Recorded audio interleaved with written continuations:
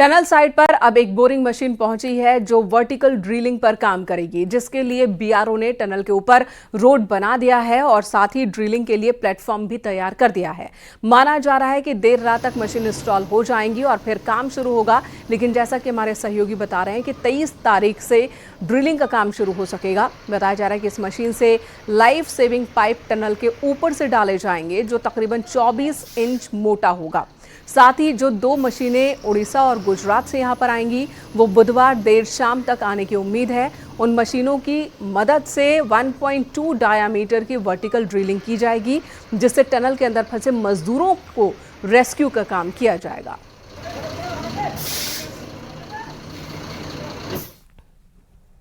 उत्तरकाशी में चल रहे रेस्क्यू ऑपरेशन के बीच अब बड़कोट की तरफ से टनल की खुदाई का काम रोक दिया गया है।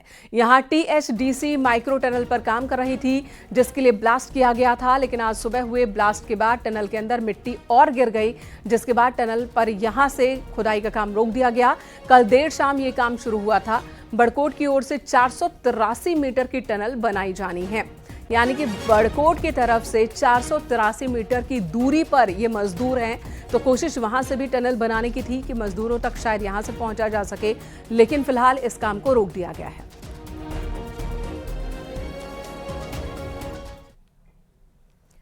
इधर उत्तरकाशी में हादसे का आज 10वां दिन है। टनल में अब भी 41 मजदूर फंसे हुए हैं। देश के साथ ही विदेश की भी कई एजेंसियां रेस्क्यू ऑपरेशन में जुटी हैं और ऐसे में आज की सुबह एक ऐसी तस्वीर सामने आई जिसने रेस्क्यू टीम के साथ ही टनल में फंसे मजदूरों के चेहरे पर मुस्कान ला दी।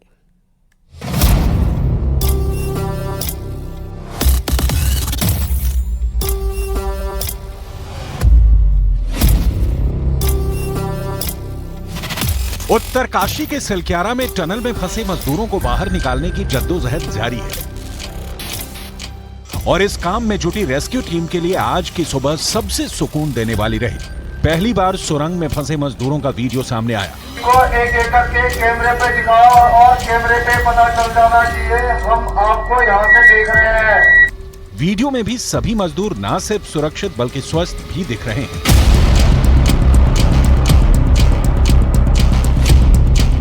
2 नवंबर को हादसे के बाद से ही मजदूरों को बाहर निकालने की कोशिशें चल रही हैं और इस दौरान हर कदम पर चुनौतियां ही चुनौतियां मिल रही हैं। लेकिन रेस्क्यू टीम हर चुनौतियों को मात देते हुए आगे बढ़ रही है। आई थिंक अभी सर खाना भेजना जरूरी है हमें, वो भी आएगा। रेस्क्यू टीम पहले दिन से ही जान रही है कि रेस्क्यू में वक्त लगने वाला है, इसलिए मजदूरों को बाहर निकालने से पहले रेस्क्यू तक उनको सुरक्षित रखना सबसे बड़ी चुनौती थी। लेकिन टीम ने वो कर दिखाया। फंसे मजदूरों की सटीक लोकेशन पता की गई, उन तक ऑक्सीजन की सप्लाई भी की गई, पानी पहुंचाया गया और ड्राई फ्रूट्स के बाद खाने के लिए खिचड़ी भी सुरंग के अंदर भेजी गई। अगला स्टेप मजदूरों से संपर्क करने का था और उसे भी रेस्क्यू टीम ने बखूबी अंजाम दिया। पहले उनसे बातचीत का सिलसिला शुरू हुआ और अब तस्वीरों के जरिए भी उनसे संपर्क बन गया। जाहिर है इससे न सिर्फ रेस्क्यू टीम बल्कि सुरंग में फंसे मजदूरों का भी हौसला बढ़ा है। उन्हें पता है कि उन्हें बचा लिया जाएगा और जल्द बाहर निकलकर वो अपने परिवार के साथ होंगे।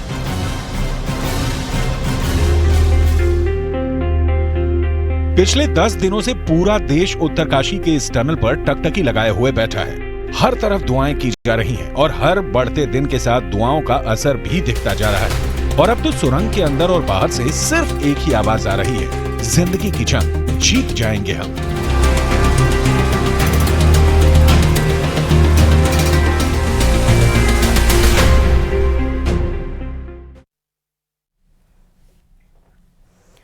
इधर सीएम पुष्कर सिंह धामी ने उम्मीद जताई है कि टनल में फंसे मजदूर जल्द ही बाहर आ जाएंगे। सीएम धामी ने बताया कि आज ही पीएम मोदी को रेस्क्यू अभियान की जानकारी भी दी गई। टनल में फंसे सभी श्रमिक सुरक्षित हैं और जल्द ही उन्हें निकाल लिया जाएगा। जितनी भी एजेंसियां वहां पर काम कर रही है, जितने विशेषज्ञ काम कर रहे हैं, इंजीनियर काम कर रहे हैं, बाहर बहुत सारे अधिकारीगण, कर्मचारीगण, सभी लोग अलग अलग संस्थाओं के वहाँ पर लगे हुए हैं। सभी के एफर्ट से कल रात्रि को एक बड़ी सफलता मिली है, जिसमें 6 इंच का पाइप अंदर आर पार हो गया और उससे भोजन इत्यादि जो पहले केवल सॉलिड बेस में जा पा रहा था, अब वो थोड़ा सा लिक्विड बेस में भी जा पाएगा। अन्य चीज़ें उनको जो खाद्य सामग्री है पकी हुई भी मिल पाएंगी। निश्चित रूप से बड़ी सफलता है और हम भगवान से प्रार्थना करते हैं कि जल्दी जो हमारे अन्य जो ऑगर मशीन चल रही है या अन्य जो भी ऑप्शन है 2, 3, 4 ऑप्शन, उनमें से कोई भी ऑप्शन हमारा सबसे पहले जो भी सक्सेस हो जाए। तो हमारा यही है कि जल्दी से जल्दी सभी हमारे श्रमिक भाई सकुशल बाहर निकले और माननीय प्रधानमंत्री जी प्रत्येक दिन इसकी पूरी जानकारी ले रहे हैं और हर संभव उनके स्तर से भी यहाँ पर सहायता के लिए कहा गया है। सभी एजेंसियाँ लगी हुई हैं, सभी लोग अपना बेस्ट एफर्ट देने के लिए काम कर रहे हैं। इधर उत्तरकाशी की सिलग्यारा टनल में सीएम धामी ने विधानसभा क्षेत्र चंपावत के टनकपुर का 22 साल का पुष्कर सिंह एरी भी फंसा हुआ है। पुष्कर सिंह टनकपुर के चीनी गोट गांव का रहने वाला है। बीते बुधवार को प्रोजेक्ट मैनेजर ने उसके परिवार को फंसे होने की जानकारी दी, जिसके बाद पुष्कर के बुजुर्ग माता पिता का रो रो कर बुरा हाल है। पुष्कर की मां ने खाना पीना तक छोड़ दिया, जिसकी वजह से उनकी तबीयत बिगड़ने लगी। परिजनों की पुष्कर से दिवाली के एक दिन पहले ही बात हुई थी। पुष्कर के सुरंग में फंसे होने की खबर के बाद उसके बड़े भाई उत्तरकाशी के लिए रवाना हुए और वो इस वक्त घटनास्थल पर ही मौजूद हैं। देखो यहाँ पहुँचा दो जल्दी से जल्दी, और कुछ नहीं जानती। मेरे बेटे को घर पहुँचा दो। लड़के से नहीं, जो वहाँ गया है उससे होती है। मेरे बेटे को घर पहुँचा दो। क्या नाम है आपके लड़के का जो वहाँ फंसा हुआ है? पुष्कर सिंह। पूरी दुनिया की नजरें अब इसी टनल पर टिकी हैं, जहां 12 नवंबर से 41 मजदूरों की सांसें अटकी हुई हैं। वहीं इस हादसे ने टनल से जुड़े कई बड़े प्रोजेक्ट्स के भविष्य पर सवाल खड़े कर दिए हैं।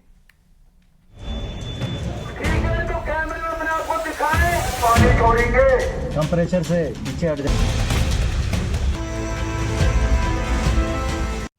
उत्तरकाशी की सिलग्यारा टनल पर दुनिया की नजरें टिकी हैं, जहां 12 नवंबर से 41 मजदूरों की सांसें अटकी हैं। जिस टनल से मजदूरों को जिंदा निकालने की जद्दोजहद चल रही है। टनल बनाने का मकसद यमुनोत्री धाम की दूरी कम करना है, लेकिन इस हादसे ने टनल से जुड़े कई प्रोजेक्ट्स के भविष्य पर सवाल खड़े कर दिए हैं। ऑल वेदर रोड की सिलग्यारा टनल की बात करें तो 4.5 किलोमीटर की इस टनल से यमुनोत्री धाम की दूरी 26 किलोमीटर कम होगी। इसी तरह ऋषिकेश कर्णप्रयाग रेल लाइन की लंबाई 125 किलोमीटर है, जिसमें 105 किलोमीटर रेल लाइन टनल के अंदर से गुजरेगी। 17 अलग अलग टनल से होकर रेल ऋषिकेश से कर्णप्रयाग पहुंचेगी। इस प्रोजेक्ट पर अभी काम चल रहा है। ऐसा ही प्लान मसूरी में टनल बनाने का है। जाम से छुटकारा दिलाने के लिए बनने वाली ये टनल 4 किलोमीटर की होगी, जिसमें 2000 करोड़ रुपए का खर्च आएगा। वहीं देहरादून और टिहरी के बीच भी टनल बनाने का प्लान है। इस प्रोजेक्ट में 4 से 5 टनल बनेगी, जिनकी लंबाई करीब 20 किलोमीटर होगी, तो देहरादून और टिहरी की दूरी 100 किलोमीटर से घटकर करीब 40 किलोमीटर रह जाएगी। पर सवाल ये है कि क्या उत्तराखंड की पहाड़ियाँ टनल जैसे प्रोजेक्ट के लिए सुरक्षित है?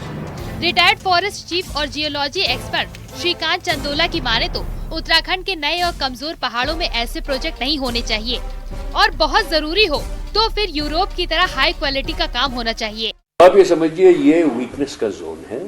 40 to 50 मिलियन ईयर्स अगो, मतलब लगभग 47.5 मिलियन ईयर्स अगो, तब इसका ये अपलिफ्ट शुरू हुआ था।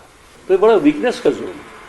तो ये इशू तो हमेशा रहेगा ही कि हमको अवॉइड करना चाहिए, मैं समझता हूँ definitely, unless it is extremely urgent and unavoidable. लेकिन अगर करना ही है तो फिर हमें हाईएस्ट स्टैंडर्ड्स अपनाने चाहिए। उत्तराखंड में बड़े टनल से जुड़े प्रोजेक्ट सफर को आसान बनाने के लिए है, लेकिन सिलग्यारा के हादसे ने सरकार और शासन के सामने कई सवाल खड़े कर दिए हैं। Retired chief secretary Indu Kumar Pandey के मुताबिक एक घटना के बाद बड़े टनल प्रोजेक्ट बंद कर देना ऑप्शन नहीं है।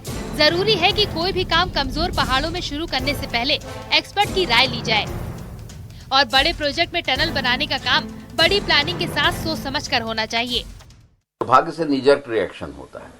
कभी कोई दुर्घटना होती है तो सडनली ये होता है कि ये सब चीज बंद कर दो। वो कोई सॉल्यूशन नहीं है। हमको ये देखना पड़ेगा, उसमें गहनता से जाना पड़ेगा, गंभीरता से जाना पड़ेगा, गहराई से जाना पड़ेगा, उसकी जांच करनी पड़ेगी कि किस कारणों से कोई चीज हुई है और कैसे उन कारणों का निराकरण किया जा सकता है। अगर सिलग्यारा टनल को बनाने में लापरवाही हुई, ये साबित हो चुका है, और तमाम कोशिशों के बावजूद अब तक कुछ भी हाथ नहीं लगा है। ऐसे में उत्तराखंड के कमजोर पहाड़ों में टनल प्रोजेक्ट्स बनाने से पहले जरूरी है कि सिलग्यारा टनल की इस घटना से सबक सीखा जाए। देहरादून से न्यूज 18 के लिए दीपांकर भट्ट की रिपोर्ट। आगे बढ़ेंगे और पहाड़ की 10 बड़ी खबरों पर डालेंगे नजर। रुद्रप्रयाग में सोमवार रात बेकाबू मैक्स ने बुलेट सवार 3 लोगों को कुचल दिया। हादसे में एक बच्चे की मौत जबकि 2 लोग गंभीर रूप से जख्मी हुए। रुड़की के लंधौरा में एक कॉलेज में एक राष्ट्र एक चुनाव को लेकर एक संगोष्ठी का आयोजन किया गया, जिसमें कैबिनेट मंत्री गणेश जोशी ने कहा कि आज देश में इसकी बहुत जरूरत है। टिहरी पहुंचे कांग्रेस नेता यशपाल आर्य ने उत्तरकाशी टनल की घटना पर कहा, विकास के नाम पर काम तो हो रहा है लेकिन तकनीकी में हम बहुत पीछे हैं। नैनीताल हाईकोर्ट ने उधम सिंह नगर की फीका नदी पर खनन पर रोक लगा दी है। साथ ही डीएम समेत दूसरे पक्षकारों को 3 जनवरी तक जवाब दाखिल करने को कहा। बागेश्वर में डीएम अनुराधा पाल ने मतदाता सूची को लेकर चल रहे काम का बूथों पर जाकर निरीक्षण किया। बीएलओ को आवश्यक निर्देश दिए।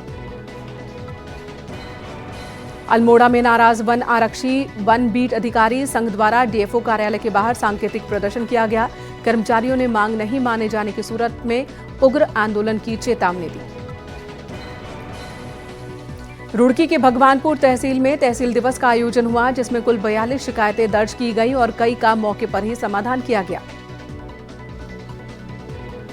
बद्रीनाथ धाम में दिसंबर महीने तक तेजी से मास्टर प्लान के कार्य किए जाएंगे, जिसे लेकर प्रशासन ने निर्माण कार्य करने वाली एजेंसियों को कार्य करने के निर्देश दिए। कोटद्वार में जिला स्तरीय मिनी कॉन्क्लेव का कैबिनेट मंत्री रेखा आर्य ने शुभारंभ किया। इस मौके पर कॉन्क्लेव में छोटी बड़ी कुल 80 कंपनियों के 1400 करोड़ के निवेश को लेकर एमओयू साइन हुए। प्रारंभिक शिक्षा निदेशक रामकृष्ण उनियाल ने बागेश्वर के कपकोट तहसील के कई स्कूलों में जांच की है। छात्रों के साथ संवाद कर उनसे कई विषयों पर सवाल पूछे।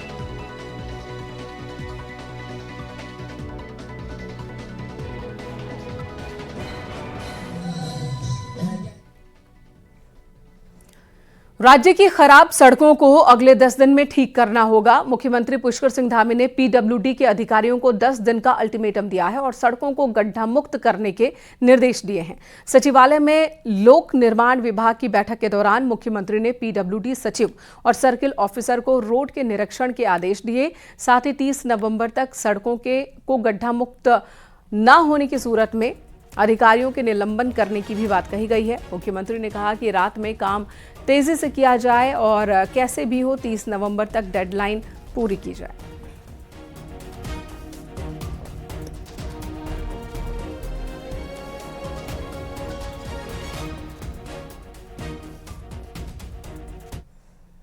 इधर बीजेपी के विकसित भारत संकल्प यात्रा से क्या जनप्रतिनिधियों का मोह भंग होने लगा है। यात्रा में ना तो विधायक जा रहे हैं, ना ही यात्रा को लेकर हो रही मीटिंग्स में दिलचस्पी ले रहे हैं। बीजेपी ऐसे ही 80 नेताओं को कारण बताओ नोटिस भेजने वाली है।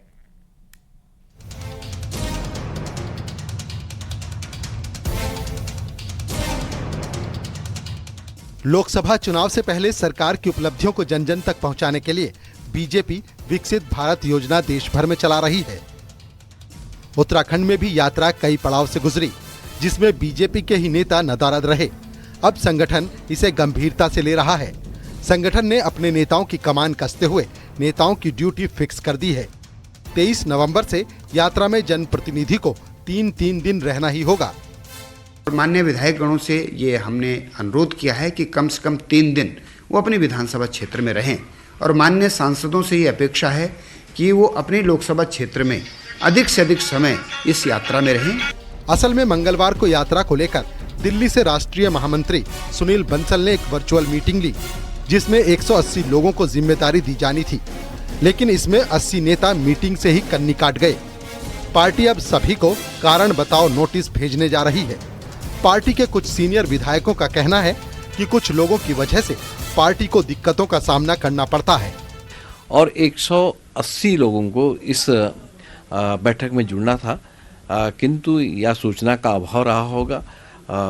कम लोग आए हैं, 100 से 2-4 लोग अधिक थे बाकी लोग नहीं आए, इसका कारण बताओ। अभी नोटिस या उनको सूचनाएं दी जा रही है। जब क्षेत्र का जो इलेक्टेड प्रतिनिधि है वो क्षेत्र में रहेगा तो डेफिनेटली लोग जरूर आएंगे।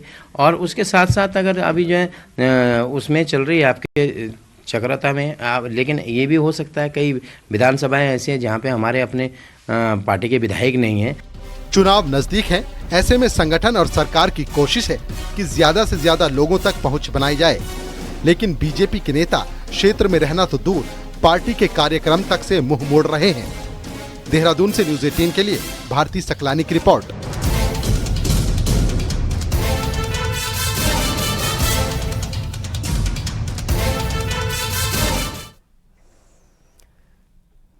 इधर टिहरी पहुंचे कांग्रेस प्रदेश अध्यक्ष करण माहरा और नेता प्रतिपक्ष यशपाल आर्य का कार्यकर्ताओं ने जोरदार स्वागत किया। जिला कांग्रेस कमेटी टिहरी गढ़वाल के कार्यकर्ता सम्मेलन बैठक में दोनों नेताओं ने आगामी चुनावों को लेकर कार्यकर्ताओं के साथ मंथन किया। मीटिंग के बाद करण माहरा ने बताया कि पिछले महीने देवप्रयाग से जिला सम्मेलन की शुरुआत हुई थी और लगातार बैठकों का दौर जारी है। पदाधिकारियों के साथ ही कार्यकर्ताओं से भी विचार विमर्श किए जा रहे हैं।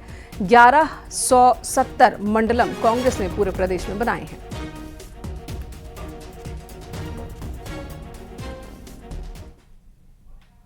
रुद्रप्रयाग, पौड़ी हम सब कर चुके हैं, काशीपुर हम कर चुके हैं, हरिद्वार में भी एक और मीटिंग होनी है। तो जिला सम्मेलन अभी ये चल रहे हैं। साथ में हमारे इस समय भौतिक सत्यापन चल रहा है हमारे बूथों का, और मंडलमों की नियुक्तियों की प्रक्रिया जारी है जो दिसंबर के अंत तक मेरे ख्याल से पूरी हो जाएगी।